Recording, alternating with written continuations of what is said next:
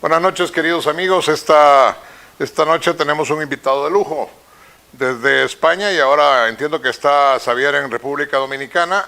Nos acompaña precisamente el politólogo, el estratega Xavier Domínguez, quien es uno de los estrategas y creativos de comunicación política más reconocidos a nivel internacional. Ha trabajado, decimos, para presidentes, gobernadores, alcaldes, diputados y senadores de al menos 12 países. Este es un programa realmente importante porque vamos a hablar un poco de la situación política en América Latina, en el mundo, en América Latina en particular, y luego vamos a referirnos un poco a la región y a El Salvador. ¿Qué hemos de pensar que va a ocurrir en los próximos años? El 2024 habrá elecciones en El Salvador. ¿Cómo serán esas elecciones? ¿Habrá oportunidad de que las elecciones sean libres o estarán amañadas muy al estilo de la antigua América Latina? Bueno, en un minuto estaremos hablando con Xavier sobre esto y agradecemos además a Radio Latinoamericano, a Radio Libertaria de Boston, a la Radio 106.9 y a la televisión Impacto, a TV Impacto de Usulután y a TV1 de El Salvador, que nos están retransmitiendo. Por supuesto, en nuestros canales oficiales que están tanto en Facebook Live como en YouTube del Movimiento Ciudadano Libertad. Así que a todos ustedes y a los que nos retransmiten, muchísimas gracias. Xavier, muchas gracias por haber aceptado nuestra invitación en Dominicana, ¿verdad? No, ahora estoy en España, prácticamente estoy en mi casa en España.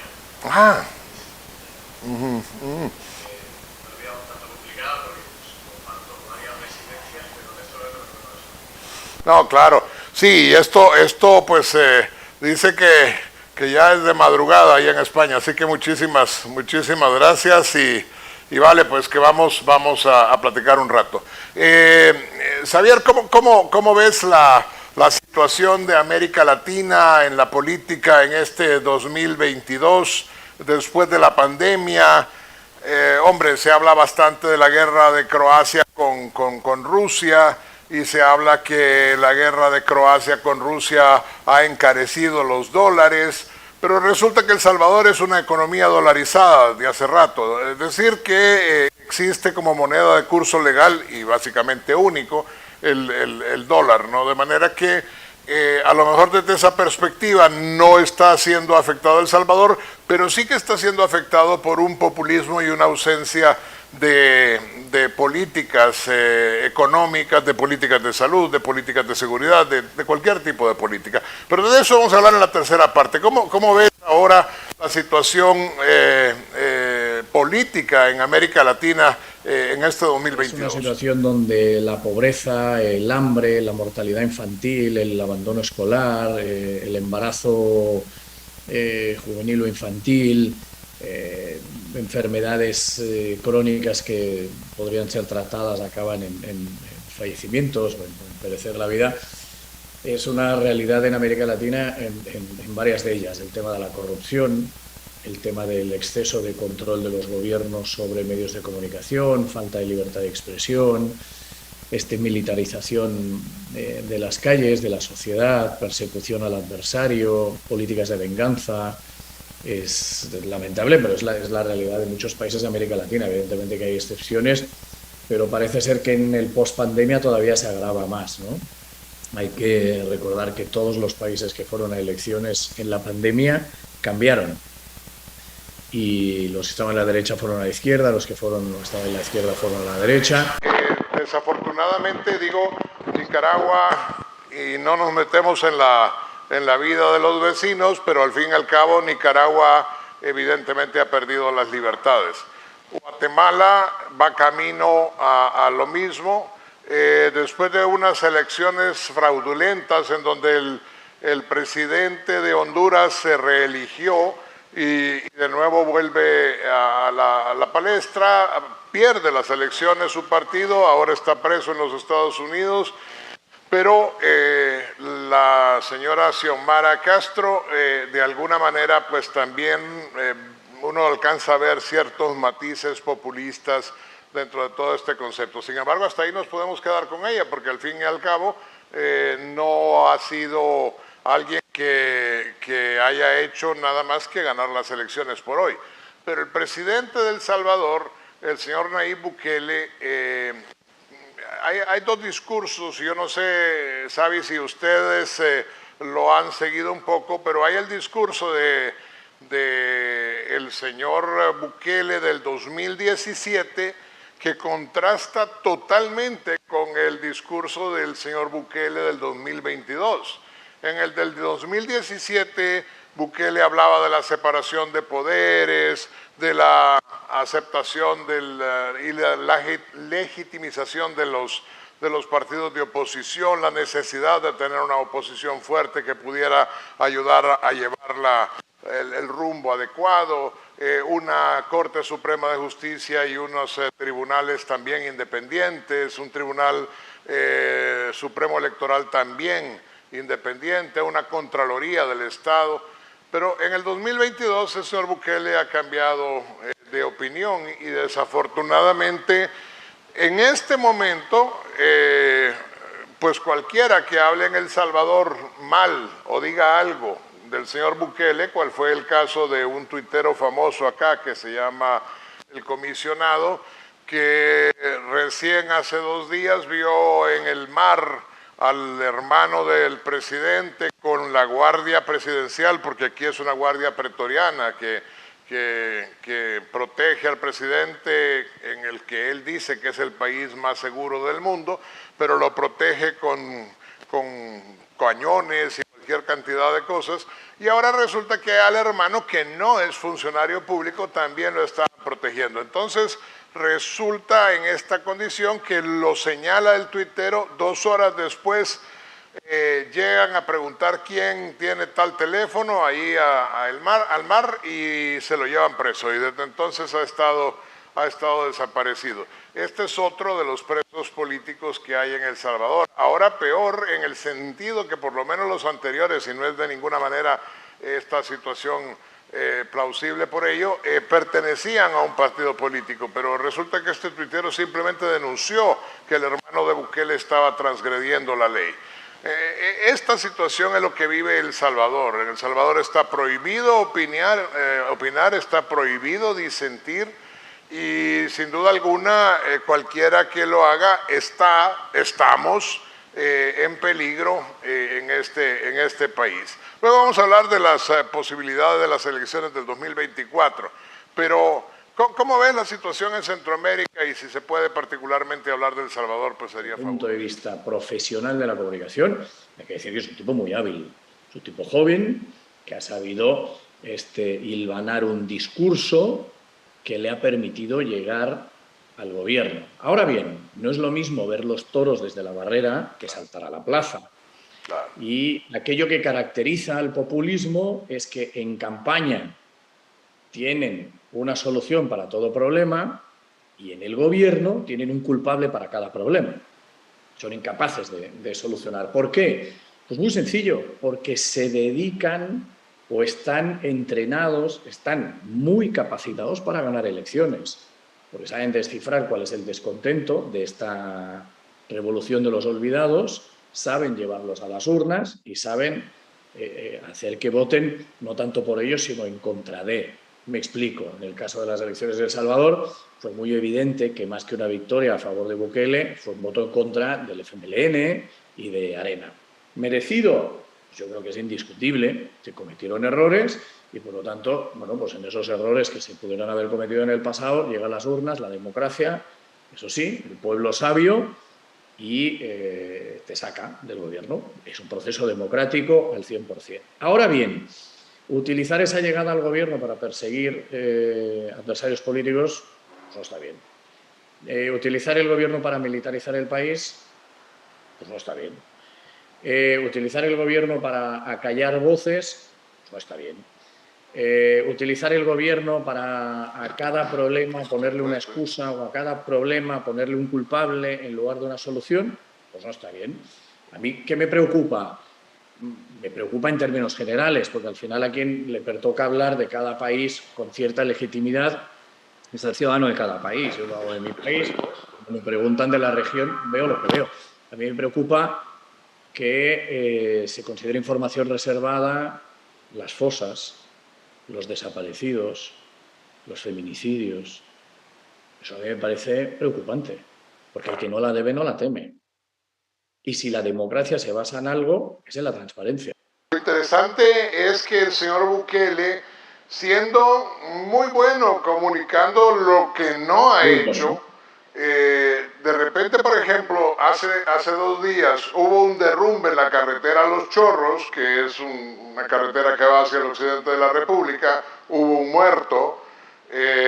También seguimos teniendo los tweets del mismo señor Bukele hace un par de años insultando a los mismos de siempre, porque cuánto dinero han gastado en los chorros y se siguen cayendo las piedras y no sé cuántas cosas.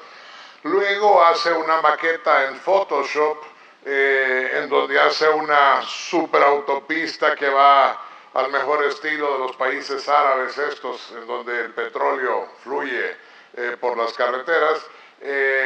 Y eso es todo lo que hizo. Una maqueta en Photoshop. Después de eso, nada más. Pero lo inaudito es que a estas alturas, Javier, los seguidores de Bukele creen que aquello es cierto. El otro día en un avión que yo iba, un señor que iba atrás iba hablando de la carretera de Los Chorros como si existiera. Y no existe más que en la mente de Bukele. Te insisto en una cosa, es un excelente comunicador. Sí. Como gobierno se le juzgará cuando corresponda. Otra cosa es que Bukele cumple sin hacer nada, simplemente diciendo que el país está como está por la gente que gobernó antes. Y eso es lo que hace un gobierno populista. Claro, eso un día se acaba. No hay un gobierno populista que no caiga, ¿eh? Tardan más, tardan menos y al final pasan a ser perseguidos igual que cualquier otro. ¿Por qué? Bueno, porque quien a hierro mata, a hierro muere. Es decir, ahora durante la esencia del gobierno, pues se olvidan de que son mortales. Pero bueno, al final yo tengo una edad y ya los he visto a los superpoderosos y dejar de ser superpoderosos. Y esto parece mentira que se olviden. Pero volvamos a lo básico. Uno, insisto, yo creo que es un gran comunicador. Es un animal comunicando. Ahora bien, ¿cuánto tiempo la comunicación le permitirá mantenerse o cuánto tiempo tardará el pueblo en darse cuenta que le han dado sopa con el dedo? Pues bueno, es un proceso en algunos casos más lentos. ¿Qué afecta en todo esto? Bueno, pues afecta al control de los medios, que tiene un control absoluto de los medios en el país. ¿Qué afecta con esto? Que a quien difiere lo persigue y por lo tanto pues hay miedo a poder opinar. ¿Qué lo permanece? Permanece la voluntad de venganza, que la gente tiene ganas de vengarse de quien los ha dejado en esta situación.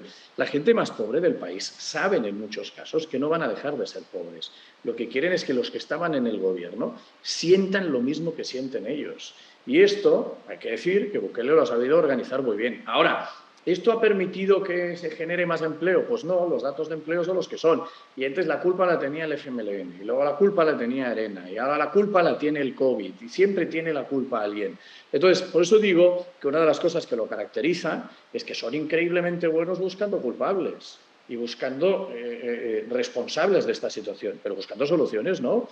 O sea, ya llega un momento en el que uno tiene que ponerse los pantaloncitos, dejar de hacer videos, agarrar el país por donde lo tienes que agarrar y entregar resultados. Es más, yo me pregunto, ¿hay más gente hoy del FMLN en Nuevas Ideas que en el FMLN, sí o no? Sí, es. ¿Hay muchísima gente de Arena dentro de Nuevas Ideas, sí o no? ¿Qué ha pasado con ellos? ¿Qué ha pasado? ¿Ya son buenos? ¿Ya no estuvieron en el gobierno anterior? Pero es que aquí es un concepto interesante. ¿Ya no son culpables de lo que hicieron? Entonces, aquí es un concepto. El problema es ver el problema es ver la política como un hooligan y no como lo que es. una herramienta para solucionar problemas y para mejorar la calidad de vida de la gente. Ahora, si tú llevas esto a un tema de pasión y no de resultados y sigues alimentando el odio hacia esa gente que en muchos casos no tienen la formación académica que les permita discernir la realidad de la mentira, pues tenemos la situación que tenemos. Aquí se puede enfadar el que quiera. Es que a nadie, ni al mejor de los presidentes, le ha ido bien en pandemia. A quien sí le ha ido bien, y hay que decirlo, ha sido a las mujeres que han gobernado países, que han sido más certeras, más rápidas, más sensibles, más efectivas. Todo lo demás, que yo llevo tiempo también diciéndolo, estoy cansado de políticos hombres de palabrería, que siguen viviendo de sociedades machistas en las que se alimentan para permanecer en el poder, pero que si estuviéramos hablando de capacidad, de gestión pública, las mujeres están, hoy por hoy, lo que ha gobernado la pandemia y la pospandemia, están muy por encima las mujeres que han sido o han tenido la responsabilidad de presidente en su país. Sí, oí tu entrevista en República Dominicana, de hecho, por eso pensaba que todavía estabas en Dominicana, pero eso fue hace un par de semanas, y la realidad es que es como muy interesante, ¿no? Ahora, por ejemplo, ahora la primer ministra a la que le han sacado los videos, en todo este proceso entre la guerra de Rusia y Ucrania, que le han sacado los videos en una fiesta y que es la primer ministra o presidenta de alguna manera, ha tenido que acabar justificándose si estaba bebida, si estaba drogada. Todo eso que se hace contra las mujeres no se hace contra los hombres. A los hombres se les permite mucho más, se les tolera mucho más. No, y te voy a decir una cosa, pues, y lo digo con toda la franqueza y como psiquiatra, el señor Bukele, hay serias sospechas clínicas que es un consumidor habitual de sustancias ilegales. Y sin embargo, a estas alturas, yo lo he retado públicamente, que me calle la boca, que me dé 2 cabellos o 2 pelos del cabello, y que los mandamos uno a España, el otro a los Estados Unidos, y a un laboratorio de toxicología forense, y vemos si hay o no el consumo de cocaína o cualquier otra sustancia. Soy yo hablando, nadie más lo dice, pero vale, no hay forma que el tipo dé ninguna prueba. ¿Qué diferencia con la primer ministra o la presidenta de este país europeo, en donde solo porque le encontraron bailando una noche, siendo que el caso que el presidente de El Salvador nunca se levanta antes de las 5 de la tarde, quién sabe por qué extrañas circunstancias, y trabaja en la madrugada, si es que trabaja, pero por lo menos hace trabajar a los subalternos de él a esa hora. Y entonces la situación es que hay una diferencia fundamental entre quien rinde cuentas de su trabajo y quien no rinde cuentas de su trabajo. Si te parece, seguimos con esto después de este breve anuncio, que no es un anuncio, sino que me interesa que vean lo que pone un periódico de El Salvador sobre las diferencias de Nicaragua, Guatemala y El Salvador, pero el camino hacia el totalitarismo o hacia la dictadura. Vamos a oír esto, que dura 2 minutos, y luego regresamos nosotros al estudio. ¿De acuerdo, Xavier? Sí, adelante. Vale. Si las prácticas autoritarias ejercidas por el gobierno de Nicaragua se dividieran en una escala de abuso que debilite el Estado de Derecho, en este país centroamericano podríamos identificar al menos 16. Ocultamiento de información, control de instituciones, sanciones internacionales, intolerancia a la disidencia, irregularidades electorales, acoso empresarial, militarización, acoso a medios, periodistas y sociedad civil, persecución y acoso religioso, violaciones a derechos humanos, reelección, exiliados, represión de manifestantes, presos políticos, cierre de partidos políticos y régimen de partido único. Juntas dan cuenta de una dictadura en Nicaragua de la mano de Daniel Ortega y su esposa Rosario Murillo. Ese autoritarismo comienza a avanzar en otros países de la región. En Guatemala, por ejemplo, bajo el gobierno de Alejandro Yamatei, encontramos 9 de esas 16 prácticas antidemocráticas. El hecho más reciente, reflejado en la captura del periodista José Rubén Zamora, crítico del gobierno. En El Salvador, la situación también es preocupante, pues de la escala de 16 abusos, 11 ya fueron cometidos por el gobierno de Nayib Bukele. Ocultamiento de información, control de instituciones, sanciones internacionales, intolerancia a la disidencia, irregularidades electorales, acoso empresarial, militarización, acoso a medios, periodistas y sociedad civil, violaciones a derechos humanos, posibilidad de reelección, exiliados. Con el régimen de excepción vigente desde marzo pasado, se han incurrido en varias de estas prácticas. En tanto, el presidente vende la fantasía de un país diferente. La realidad es mucho más cruel y parece que poco falta para completar la escala.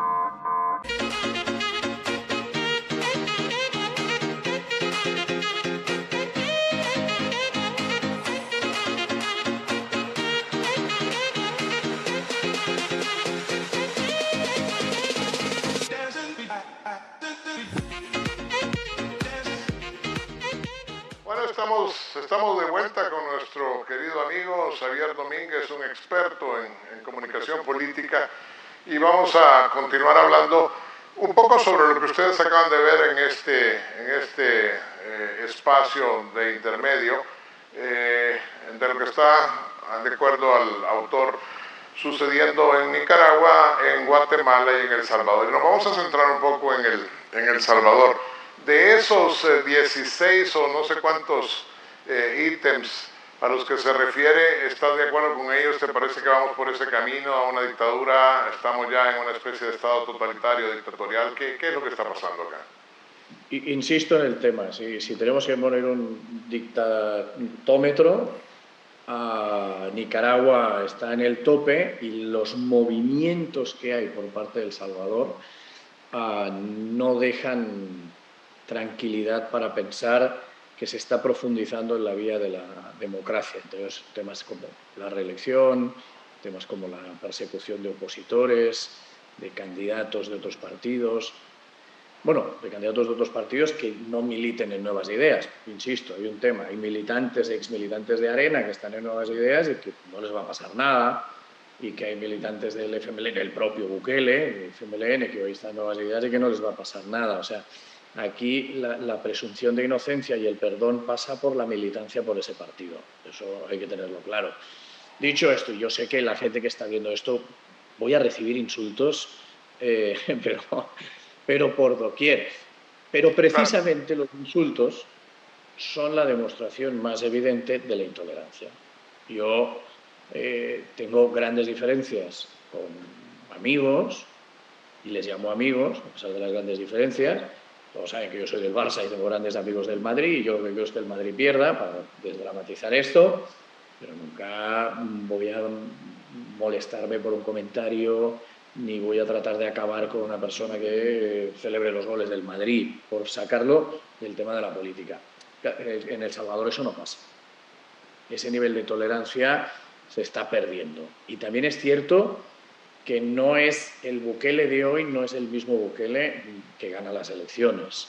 Primero porque se enfrenta a una realidad, decía, si me permiten la expresión, muy castiza, muy española y muy torera, de acapar se aprende cortando cojones. Y claro, en campaña todos saben capar. Cuando llegan al gobierno es más complicado. Insisto, ver los toros desde la barrera es muy sencillo, pero cuando uno se encuentra con la realidad y se encuentra con los problemas económicos y se encuentra con las complicidades ya establecidas y con unos núcleos de poder difíciles de romper, y con una necesidad de profesionales de verdad que, para ganar una campaña electoral te sirven, porque con la suma de adversarios también se puede ganar, que es un poco lo que ha pasado aquí, y criticando a los que estaban se gana, pero no se gobierna. El problema de este tipo de gobiernos es que, insisto, para cada problema tienen una excusa, un culpable, pero no tienen una sola solución. Y te dicen que sí, pero pasan los años y al final la situación es la misma. ¿Qué es lo que preocupa? Hombre, que hay algunas luces que dejan entrever que lejos de ir a reforzar un proceso democrático del país, se va a todo lo contrario. El que no lo vea es que no tiene ojos. Es decir, si la Constitución dice que no hay reelección y aquí se está planteando la reelección, pues pasa algo. Si aquí quien opina en contra del gobierno es desaparecido, aunque sea por horas, pues pasa algo. Eso no es la vía democrática. Entonces, es evidente, yo no sé si son 9, si son 11, si son no sé cuántos los que salen ahí en el vídeo, que esto no huele bien. Y el que lo quiera negar, pues que lo niegue. Si los mismos que defienden, yo solo le digo una cosa, allá donde trabajo. Ustedes voten, pero no defiendan nunca a ningún político. Y es muy duro lo que estoy diciendo. Voten a quien quieran, pero no defiendan a ciegas a ningún político. Porque el político que hoy te dice ayudar es el político que mañana te va a traicionar. Y lo digo a nivel de ciudadanía y lo digo a nivel de profesión. Que hay muchos profesionales que se han jactado de haber ganado con este y con el otro, y que se esperen, si es cuestión de tiempo. Es aquello como el chiste, si vengo del futuro, si ya sé lo que te va a pasar. Porque aquí todo el mundo se cree que te van a cumplir los acuerdos y no se cumplen. Entonces, es una situación francamente complicada la que vive el país, no solo en términos políticos, en términos de seguridad, es muy complicada la situación del país. Yo no sé si es adecuado o no es adecuado, creo que es excesivo, no sé si es la forma que países en Europa resolverían los temas de seguridad, creo que no, pero pues entiendo que el apoyo que tiene el presidente le permite tratar los temas de seguridad como los está tratando.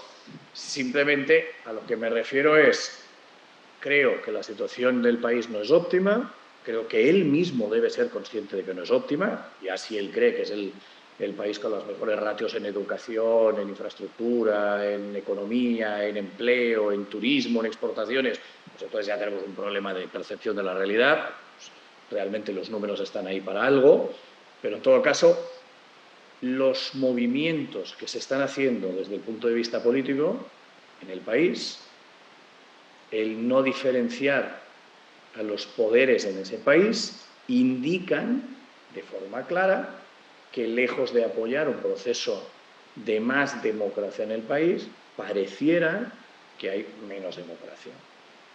Yo vivo de forma frecuente entre 3 países más aquellos países en los que trabajo. Voy a hablar del mío, no es el mejor país del mundo.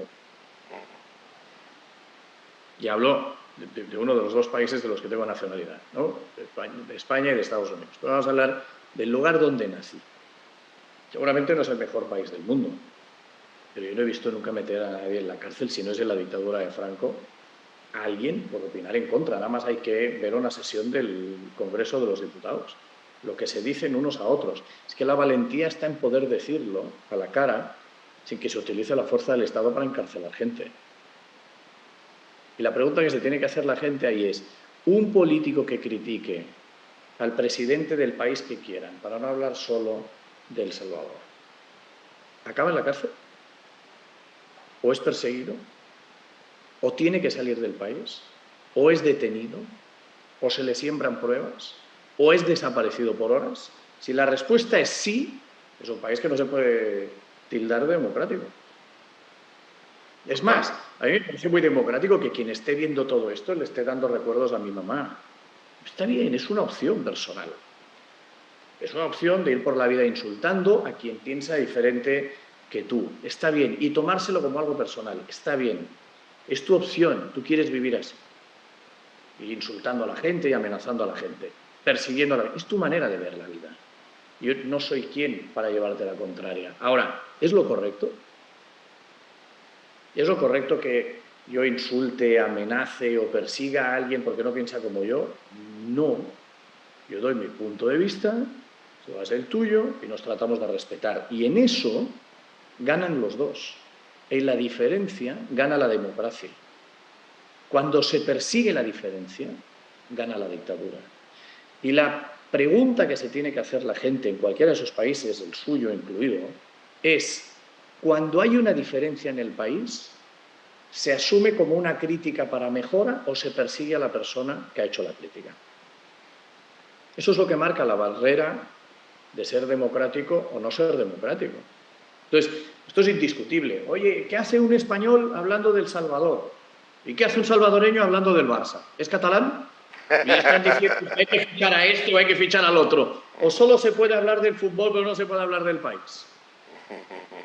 ¿Dónde ponemos el límite aquí? Claro. Porque claro, aquí todo el mundo ve la paja en ojo ajeno, pero no la viga en el propio. Oh, es que un español hablando de... Oiga, usted me pregunta, yo respondo. Si usted no está de acuerdo, pues muchísimas gracias, no pasa nada. Oiga, mire, usted se va a su casa, duerme tranquilito, yo me voy a mi casa, duermo tan tranquilo, y en esto consiste la democracia. ¿Yo he ofendido a alguien? No. O trato de ofender. Si yo ofendo a alguien, pido disculpas por adelantado. No era mi voluntad. Yo simplemente respondo. Ahora bien, insisto en un tema. ¿La diferencia se persigue ahí? ¿Sí o no? Sí. Cuando la diferencia se persigue, se acaba la democracia. Y se lo dice alguien que es nieto de gente perseguida en la dictadura franquista. Y que, por lo tanto, a mí, lecciones, las justas. Lecciones, las justas, de gente que no ha vivido eso y que no sabe lo que es eso. ¿Yo lo he vivido? No, yo he vivido las consecuencias de esas dictaduras. De tener el 50% de mi familia fuera de mi país. A los que, por cierto, a muchos no los he podido llegar a conocer nunca, porque fueron perseguidos, tuvieron que exiliarse. Entonces, el que alguien defienda a un político pensando que no va a haber una dictadura, cuando hayan tenido una dictadura, que hablen. Cuando hayan tenido las consecuencias de una dictadura en su país, que hablen. Mientras tanto, oye, por escuchar no pasa nada, ¿eh? La gente no se vuelve más estúpida por escuchar. Y eso La gente es... se vuelve más estúpida por callarse, por obedecer. Y cuando tú consideras que un político es tu mesías, tú tienes un problema. Por cierto, para su clínica. Podríamos llenar su clínica con gente que cree que el político es un mesías de vida. No, no vale la pena. Ningún político vale la pena las defensas que se hacen. Entonces, ¿en la región sucede esto? Sí. ¿Sucede esto en Países Bajos? No. ¿Sucede esto en Portugal? No. ¿Sucede esto en Alemania? No. ¿Sucede esto en Estados Unidos? No. ¿Sucede esto en América Latina? Sí. ¿En todos los países? No. ¿En demasiados? Sí. Y esta es una realidad. Y esa realidad no se puede negar. Guste o no guste. ¿Hay periodistas encarcelados? Sí o no. Claro, si hay un periodista encarcelado por desfalco, hombre, pues no está por la condición de periodista, pero si está por opinar... Sí, pero el problema, Xavier, es que en este país... pruebas, además. Claro, en este país nuestro resulta que la gente, y esto es una curiosidad que oía que tú mencionabas en otra entrevista, pero aquí también ocurre, el presidente sigue siendo popular, pero la gente se queja de que no le alcanza la plata, que no tiene seguridad, porque, hombre, esto del plan control territorial resultó que no existía, pues, o sea, después de no sé cuántos millones y no sé cuántos idas y venidas a la Asamblea para pedir más préstamos, resulta con que seguimos sin tener control en el territorio, porque si lo tuviéramos no tendríamos necesidad de un usted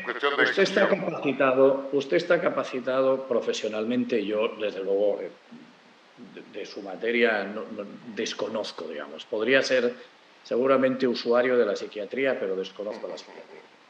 ¿De qué estamos hablando? ¿Cuánto tarda la gente en asumir que se ha equivocado?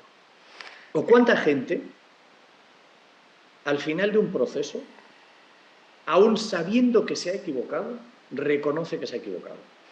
Eso es lo que pasa, que muy poca gente lo hace, ¿no? Bueno, alguna gente lo hace. Ahora, si a ti te han votado millones, pues va a haber todavía millones que, a pesar de saber que se han equivocado, que a pesar de saber que lo que escuchan no es verdad, se reafirman en su posición simplemente por no asumir me equivoqué. Es correcto. Pero eso no pasa solo en un país en determinado. Yo insisto, saquémoslo del marco del Salvador para que la gente que nos escucha se relaje y no tenga que escribir tantos insultos por minuto. Para que se relaje. Que tomen una tila, se lo tomen con calma, que mañana saldrá el sol con ellos y sin ellos, con su presidente y sin su presidente. Que no se preocupen. ¿Cuánta gente tarda en asumir un error? A la primera. Es que hay muy poca gente que diga, me equivoqué.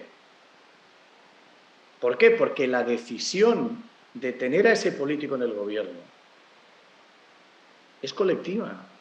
Es de gente como usted y como yo que han votado por una persona o por otra y, hombre, luego cuesta asumir, me han engañado o me están tomando el pelo. Ese proceso es un proceso que seguramente en psiquiatría debe tener una explicación, pero que en comunicación también la tiene y que es un proceso muy lento de autoconvencimiento o de búsqueda de la excusa o de la nueva argumentación para decir por qué cambio de opinión. Es evidente que hay mucha gente que votó por Bukele y que en este momento no está contento, pero por Pedro Sánchez y por Biden. Si es un proceso normal de la comunicación. Ahora, ¿cuántos son los valientes que asumen que muchas de las cosas que están pasando son por haber decidido poner a una persona u a otra? Yo creo que es interesante, ¿verdad? Creo que... ¿Cuánta gente tiene valor de hacerlo? Muy poca. No, y creo que además hay otro elemento interesante.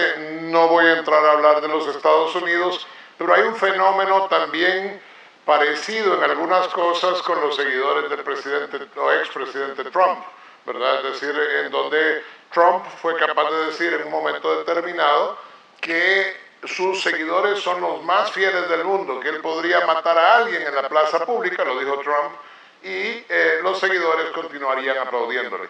Entonces, delante de esa condición, pues uno dice, hay elementos que ya no son racionales, que pertenecen a esta revolución de las masas que don Ortega y Gasset de alguna manera pues habría mencionado a principios del siglo pasado, ¿verdad? Bueno, entre otras cosas, porque el voto, que todo el mundo dice, no, es que el voto es emocional, el voto es irracional. Mire, el voto hoy, fundamentalmente, en cualquier proceso electoral, en cualquiera, es para sacar gobernantes, no para poner gobiernos. Porque el voto se ha convertido no en una construcción de futuro, sino en una liberación de políticos sobre los ciudadanos. Gente va a la urna para sacar a fulano, a mengano, porque no los quieren ver más. Si usted le preguntara, yo lo hago a diario, en varios procesos electorales, en varios gobiernos donde seguimos con opinión pública, ¿usted cree que, aun siendo el mejor presidente evaluado, ¿usted cree que le está diciendo la verdad? Y te dicen, no, pues que los que habían eran peores.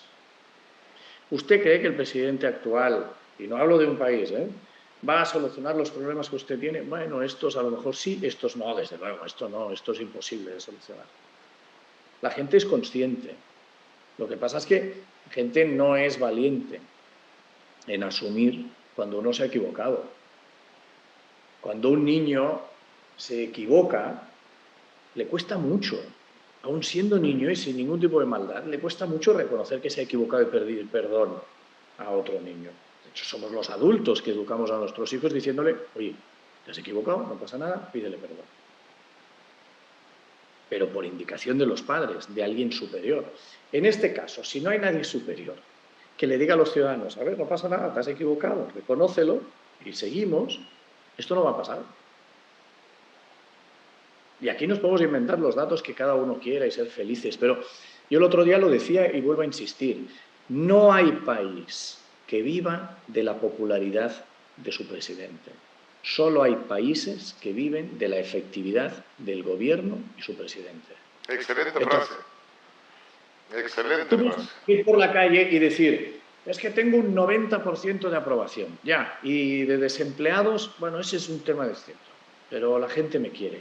Los mismos que te quieren, un día te van a odiar.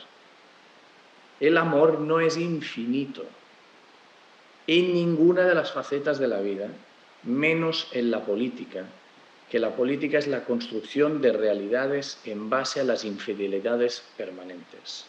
En eso se basa la política.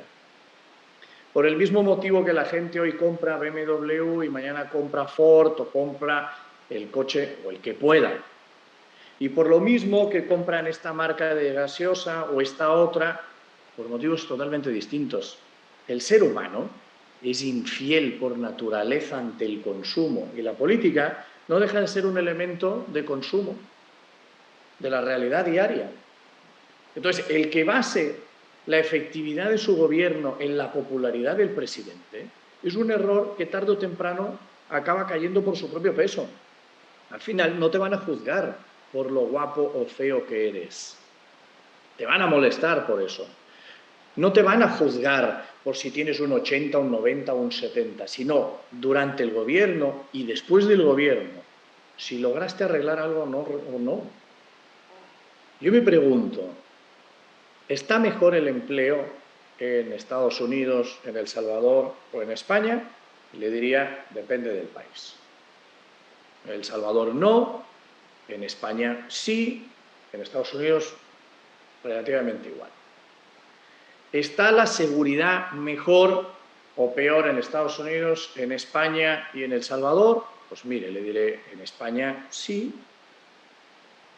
porque hace años que acabamos con el terrorismo, afortunadamente. En El Salvador no hay datos, porque están ocultos. En Estados Unidos cada día hay más tiroteos y hay un descontrol sobre las armas. En España las exportaciones en El Salvador y en Estados Unidos están mejor, en España no. Seguramente los elementos económicos que motiven las exportaciones no están siendo bien gestionados por el gobierno, en El Salvador no, y en Estados Unidos sí. Las remesas en España, en Estados Unidos y en El Salvador son mayores o menores, pues en España son menores, en Estados Unidos son menores, en El Salvador son mayores. ¿Por qué son mayores? Porque gente de fuera manda dinero a la gente del país porque en el país no tiene. Estos son los elementos en los que hay que valorar.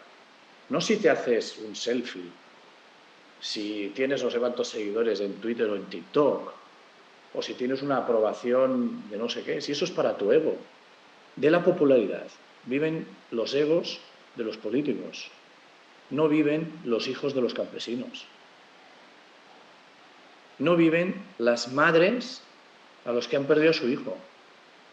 No viven los padres de familia que tienen que llegar a fin de mes. Oh, es que el presidente tiene un 93%. Muy bien, ¿y usted tiene dinero para llegar a fin de mes? No. Bueno, pues una de dos. O usted se contenta con cualquier cosa para vivir, o usted tiene un problema. ¿Usted tiene trabajo? No. Pero el presidente tiene un 90% de aprobación, o un 70%, bueno, o un 60%. ¿Usted, su hijo va a una mejor escuela? No. Pero el presidente es muy guapo. Bueno, pues nada, pues que le enseñe la belleza al presidente. ¿Para qué vamos a aprender matemáticas? ¿Para qué vamos a aprender ciencia? ¿O para qué vamos a aprender idiomas si tenemos un presidente guapo? Y esto es lo que la gente no se detiene un segundo. Se vuelven forofos, fans de un político, que es la cosa más ridícula que puede haber. Mire, luego puedes ser fan de un equipo de fútbol, coño, porque te entretiene. Tú estás sábado en la tarde o quieres ir a un estadio, te entretiene, te relaja, te distrae, te evade, forma parte de tu ocio. Pero ser fan de un político significa vivir en el ocio permanente. A un político hay que exigirle, no hay que aplaudirle. Totalmente de acuerdo, totalmente de acuerdo. Que no les guste. Entonces, hoy, pues esto, tenemos políticos que viven del TikTok, que viven del Twitter, que viven de su popularidad, que viven de si se ponen la gorra de lado, si se hacen la foto con no sé qué famoso, si van de austeros. Pero a mí de qué me sirve la austeridad. Vamos a ir, Xavier, a un corte, invitando a una marcha del 15 de septiembre, que es el Día de la Independencia en Centroamérica, y a invitar a la marcha pues para pedir por la libertad de esta tierra, que es la independencia. Cosa curiosa, Xavier, los pueblos centroamericanos, la mayor parte de los pueblos latinoamericanos se independizaron de España, pero porque España estaba siendo dominada por los franceses.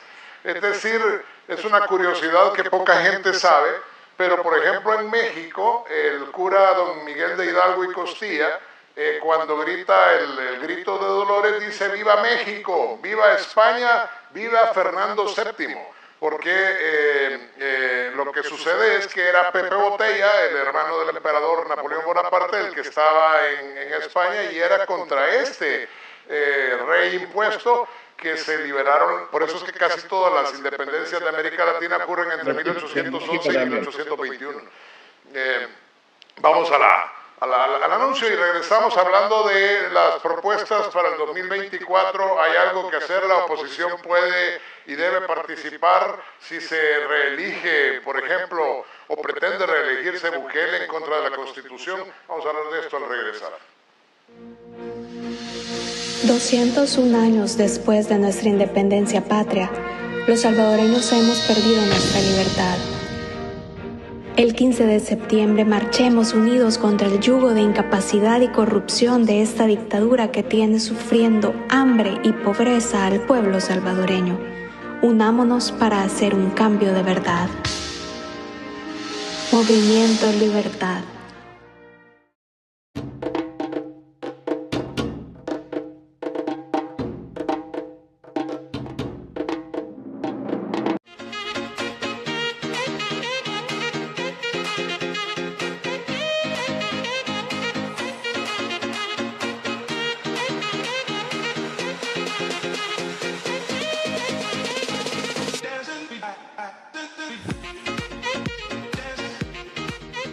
Bueno, Xavier, ¿cómo ves la situación para el 2024 en El Salvador? Hay elección de alcaldes, diputados, presidente, vicepresidente y pues básicamente se eligen a todas las autoridades y a través de estas autoridades se elige teóricamente se elige a un tercio de la Corte Suprema de Justicia. Lo que sucede es que acaban de romperlo el 1 de mayo que llegaron los nuevos diputados, rompieron la ley, destituyeron ilegalmente a los magistrados legítimamente elegidos y a cambio de esto pues nombraron a unos usurpadores que ahora están en la Corte Suprema de Justicia fingiendo ser magistrados, pero no tienen el estamento como tal. La última Corte,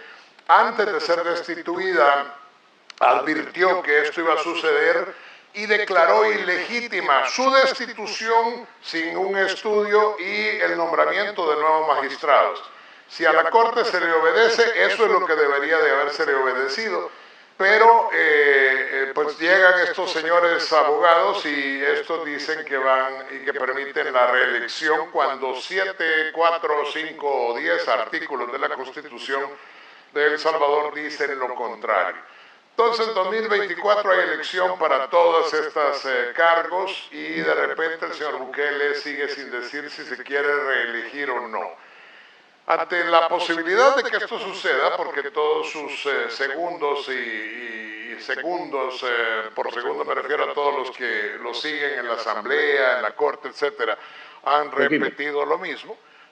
Ante esta posibilidad, todo parece indicar que el señor Bukele va a pretender esa reelección. ¿Cómo sería el panorama si esto sucediera? ¿Debería la oposición presentarse, por lo menos a la candidatura a la presidencia, o debería, y con ello, legitimar ese punto, o no debería presentarse? ¿Cuál es tu opinión y cómo ves el panorama para el 2024? Bueno, si no te presentas, yo soy un ferviente creyente de la democracia. Uno tiene que participar de la democracia aun sabiendo si gana o si pierde, ¿no? Y yo creo que la oposición, no solo en El Salvador, en cualquier país, debe presentarse. Otra cosa es que te pase lo de Nicaragua, insisto en que no los dejan presentarse, que eso es algo muy, muy diferente, o en Venezuela que se amañan las elecciones y es complicado hacerlo, pero legitimar la democracia solo hay una manera, que es participando de ella. Aquí hay varios elementos para el 24. El primero es si Bukele va o no va. Que quiere ir, claro que quiere ir, si quiere reelegir. A nadie le amarga un dulce, y cuando uno vive en el ejercicio de la presidencia, que no deja de ser también un dolor de cabeza. También hay que reconocer que ser presidente no es fácil, pero bueno, en fin, independientemente de eso, de que quiere, no tengo ninguna duda. De si lo va a hacer, pues ya dependerá de muchos factores, de hasta dónde quiere forzar la máquina el presidente Bukele o no. Es cierto que tiene ahora una autoridad judicial que dice que sí, cuestionada, no cuestionada. La verdad, desconozco exactamente los términos jurídicos. Parece ser que hay serias dudas al respecto de que fuera legitimado, pero en todo caso, el primer escenario es: si va Bukele, es Bukele contra el mundo; si no va Bukele, la cosa está bastante más abierta. En el caso de la oposición, si la oposición abandona la participación democrática, va a ser cómplice de si esto empeora. Y esto la oposición lo debe tener más que claro. Si uno abandona la democracia, perdón, eres igual de cómplice que el que la pisotea. O sea, porque al final, aquí, yo que estudié Derecho, se cometen delitos por comisión y por omisión. Por comisión, si se atenta a la Constitución, a la democracia, pues evidentemente es un delito contra la democracia. Si no se participa de ella, hay delito de omisión, es decir, se atenta contra la democracia por no ir a defenderla. Dicho esto, hay un escenario que es el tema de los exalcaldes de Arena y del FMLN, hoy en Nuevas Ideas, que pudieron llegar, pero los gobiernos han dejado bastante que desear, en términos generales. Y eso ha de tener una traducción en las urnas. Ellos llegan sin la rémora de Arena, sin la rémora del FMLN, porque iban en el equipo Bukele, que era, francamente, una maquinaria electoral muy poderosa, que hubiera hecho alcalde a cualquiera. Y esto sí es mérito único y exclusivo del presidente Nayib Bukele. Si los alcaldes creen que están ahí por ellos, bueno, también viven una realidad paralela y pueden ir a visitarla a usted a terapia por horas para entender la diferencia entre ganar una elección y que te hagan ganar una elección. Y Bukele les hizo ganar una elección a todos. Ahora bien, quienes van a tener que rendir cuentas sí son los alcaldes en este momento, y sí son los diputados que van a elección. Y ahí la cosa está más abierta. Porque para mí la gran diferencia que puede haber de la última elección a la del 2024, que falta mucho, y en política 24 horas es una locura, imagínate 2 años, es qué poder de endoso tiene Bukele sobre toda esta gente.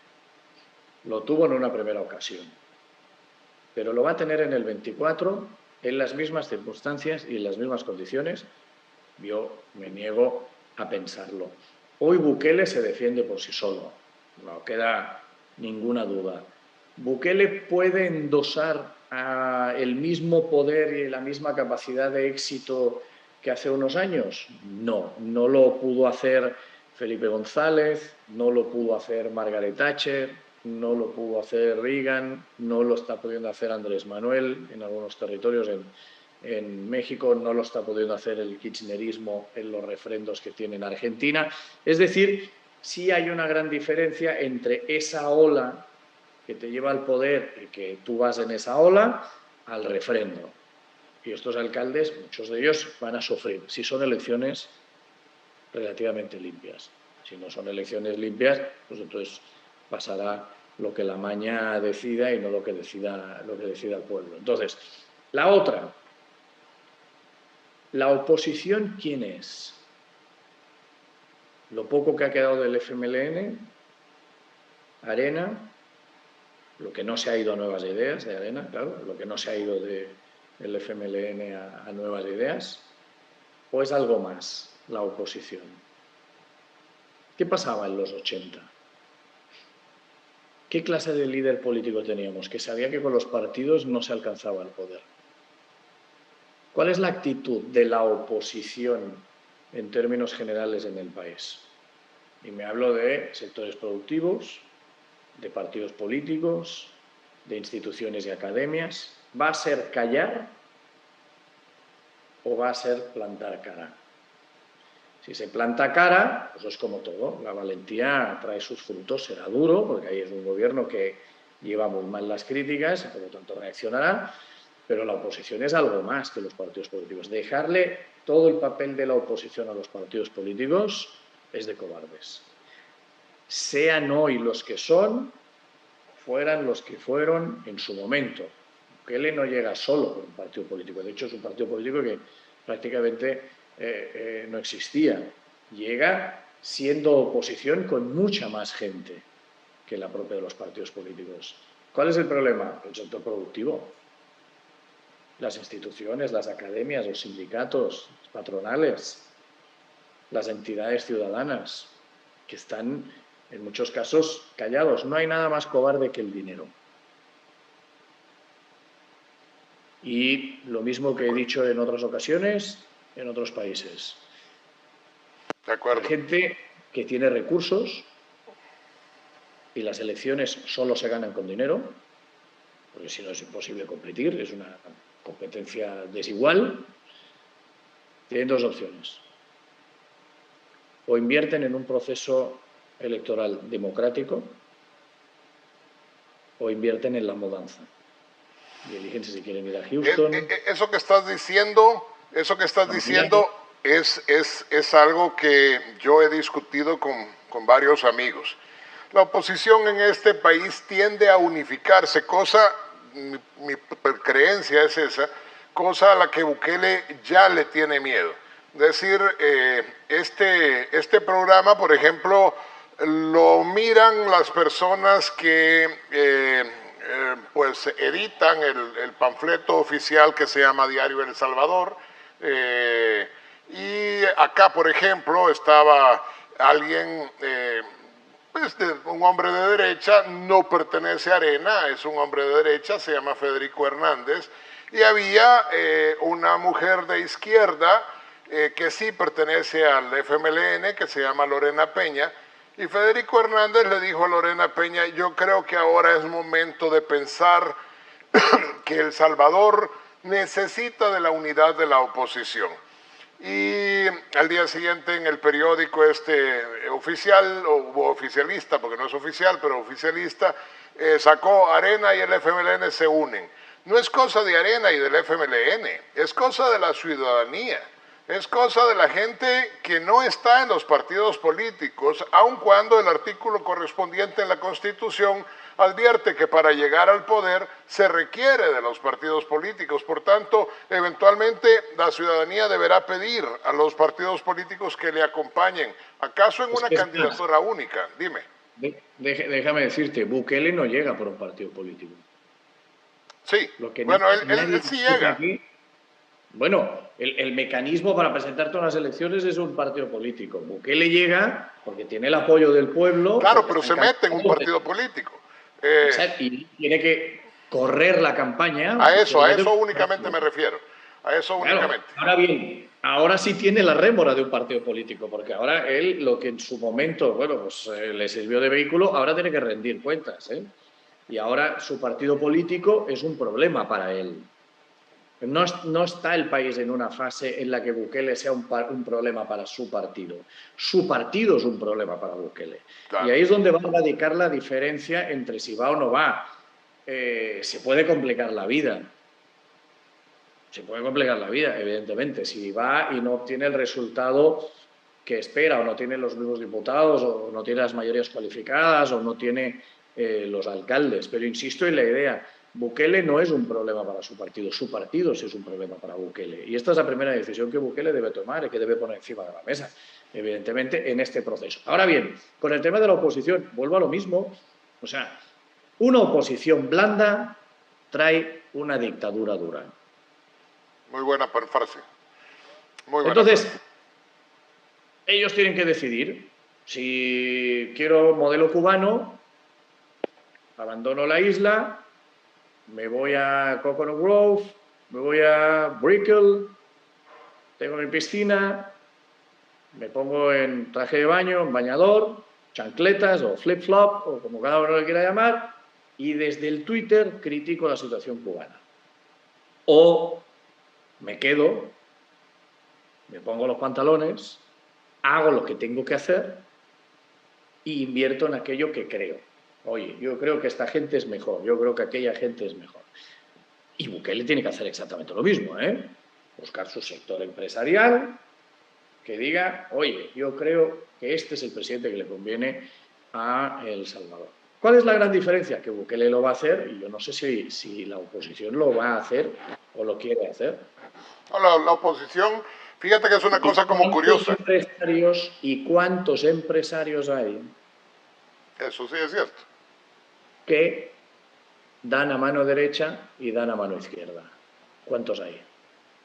Hay varios. Hay varios. Entonces, hay varias cosas que, pues esto, que se juegan en las elecciones. Uno, recapitulando, si Bukele va o no va, hay una gran diferencia. Si Bukele va, es una elección en la que Bukele utilizará todos los mecanismos del Estado, su popularidad que dice tener, para ganar esa elección. Si no va, su partido tiene un problema grave. Si Bukele va con este partido, con estos alcaldes, que los lleva a refrendar a la urna, Bukele no es un problema para Nuevas Ideas, pero Nuevas Ideas ya es un problema para Bukele. Y por lo tanto, esto de alguna manera se va a mover. La oposición hay que entenderla como algo más que unas candidaturas políticas o unos partidos políticos a los que se les deja toda la responsabilidad de plantear un modelo de país a ellos solos y se les va a juzgar en las urnas si lo hacen bien o lo hacen más. La oposición es mucha más cosa. 3, el dinero que existe en el país, como en cualquier otro país, pues es cobarde. Y tiene dos opciones. O invierten en los procesos democráticos del país, de la forma que ellos consideren, o invierten en la mudanza y eligen casa, insisto, San Diego, Houston, Los Ángeles, Miami, o Londres, Madrid, Barcelona. Son sitios espectaculares para vivir, pero entonces hay que dejar de lado que el compromiso que se tiene con el país pues, deja de existir. ¿Es lícito? Totalmente lícito, ¿eh? Yo no me quisiera ver en esas. Si yo fuera millonario, que creo que sería un dolor de cabeza, tendría que plantear, francamente, qué hago. Ahora bien, entregar la elección con la ausencia de oposición, pues yo creo que él es igual de cómplice y luego pase lo que pase. A lo mejor El Salvador se convierte en uno de los países del G8, con una mayoría más amplia de Bukele, es una opción, al 50%, o puede ser que con una mayoría más amplia empeore todavía la situación que hay, y es una opción al 50%. Si vas y la peleas y se convierte en algo peor, al menos no eres cómplice. Si vas y abandonas tu posición de oposición y no quieres ir a las elecciones o dices que es un proceso comprado, pues vas a ser cómplice de lo que pueda pasar. Y por lo tanto, hombre, tú también le vas a tener que mirar a los ojos a ese papá que no tiene que llevar a casa bueno, para comer. Javier, realmente ha sido sumamente esclarecedor tu participación. Para mí, en particular, creo que es importante esto último que has dicho. Yo he discutido con algunos amigos, ¿debería o no ir la oposición si Bukele se pretende reelegir? Porque esto sería legitimarlo a él. Pero creo que ha sido muy claro. Y creo, además, para quienes nos están viendo, no todos son boca en el cuerpo. Algunos son boca, otros son manos, otros son piernas, otros son cerebro y otros deben dar la plata para que una oposición unida de alguna manera pueda tener pues éxito, porque no hay duda que esto, tú lo acabas de decir y es cierto, también se gana con dinero, pues, o sea, eso es algo que desafortunada o afortunadamente ocurre. Así que no estoy hablando de financiación, de campañas y no sé qué. Aquí hay muchas maneras de invertir.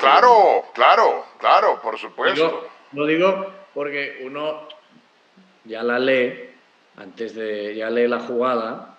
No estamos hablando de esto. Invertir en democracia es invertir en información. Invertir en democracia es invertir en participación. Invertir en democracia es invertir en medios de comunicación. Totalmente. Es en debate. No hay que olvidarse de algo que yo creo que es importante, que de la diferencia es hija de la democracia. y la unilateralidad o la única opinión es hija de la dictadura. Entonces, invertir en la diferencia es lo más sano que hay. Vuelvo al fútbol. La rivalidad entre el Barça y el Madrid, lo único que ha traído es el mejor fútbol de la historia. Así es, así es, así es. Cuando el Madrid pierde los años de Guardiola y ese Barça arrasa y no sé qué, lo que veíamos era un fútbol excepcional. Hoy, que yo soy del Barça y que no me gusta el Madrid, tengo que reconocer que el antídoto a ese fútbol que creó el Barcelona es este fútbol efectivo que hace el Real Madrid, que a lo mejor no es el que mejor juega, pero coño, marca y gana, y nos han enseñado a jugar el fútbol de otra manera. ¿Qué ha traído esa diferencia o esa rivalidad sana? El mejor fútbol de los últimos 50 años. Bueno, desafortunadamente se nos fue el tiempo más de lo que debíamos haber estado, pero nuestros amigos han sido pacientes y nos han acompañado. Más de algún seguidor. Eso es lo muy triste, Xavier. Hay personas que están pagadas por el régimen para insultar, entonces no son personas con las que se pueda dialogar porque realmente solo están puestas para esto. Pero para las personas seguidoras del presidente Bukele que son honestas y para quienes lo adversamos, pues este programa habla siempre en libertad. Xavier, muchísimas gracias por tu participación y esperaría pues que próximamente pudiéramos volver a platicar. Muchas gracias. Encantado, muchísimas gracias por la oportunidad y por encima de todo, pues deseo lo mejor al país y a su gente, porque al final la guerra entre políticos de nada sirve si no ayuda al pueblo y de eso se trata, ¿no? Y de que nos relajemos y entendamos esto como lo que es una cosa más de la vida, que no nos debe ir la vida y la muerte, sino que debe ir tener un futuro mejor. Muchísimas gracias. Muchas gracias, Xavier. Un gran abrazo hasta España. Y bueno, y acá seguimos luchando por la libertad. Muchas gracias. Gracias a vosotros.